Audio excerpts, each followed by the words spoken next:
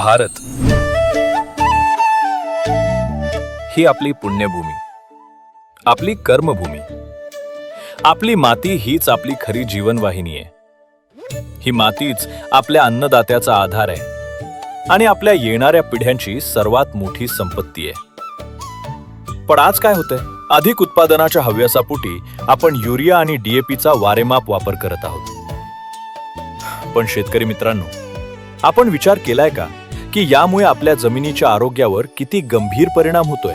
जमिनीची सुपीकता घटतेय, आवश्यक सूक्ष्म पोषक घटक संपत चाललेत आणि या सर्वांमुळे शेतीचा खर्च दिवसेंदिवस वाढतच आहे. यावर आता एकच प्रभावी उपाय आहे, तो म्हणजे संतुलित खत व्यवस्थापन. केवळ रासायनिक खतांवर अवलंबून न राहता जैविक खतांचा वापर वाढवा. हिरवळीची खते आणि गांडूळ खताच्या वापरानं जमिनीचा कस पुन्हा जिवंत करा. पंतप्रधान महोदयांनी देशातील शेतकरी बंधू भगिनींना या धरणी मातेला वाचवण्याचं महत्त्वपूर्ण आवाहन केलंय. मेरे किसान भाई बहन, ये धरती माता को बचाना.